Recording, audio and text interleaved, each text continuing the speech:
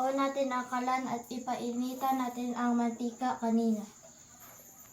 Ito yung mantika na sa balat ng pork.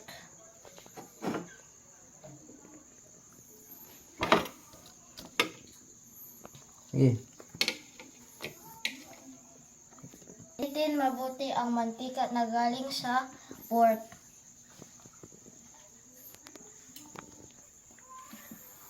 At ang mantika ay ready na. Ilagay na natin ang pork.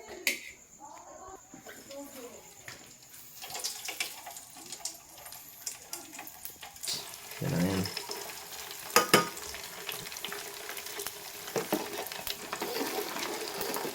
I-mix para maluto lahat ng balat ng chicharon.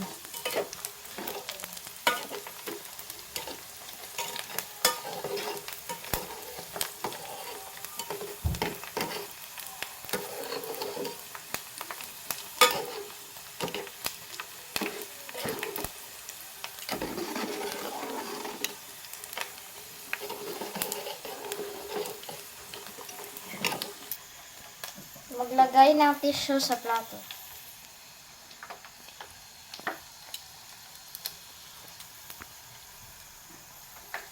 Agod. Kakaiba ang kulay ng chicharon at parang kakaiba sa night ng ibang chicharon.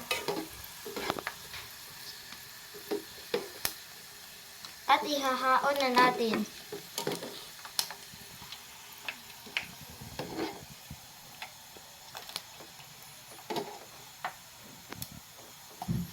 Patayin mo muna ng atboy-boy.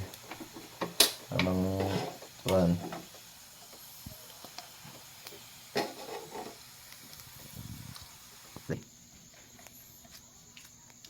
At maglagay ulit ng ibang pork.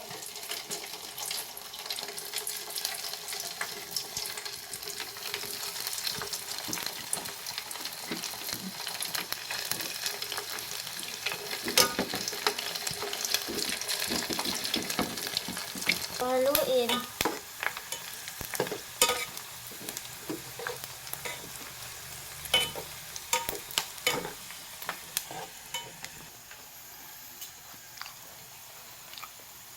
Kaya naging pula dahil ibibenta sana namin magiging barbecue. Kaso naisipan naming gawing chicharon.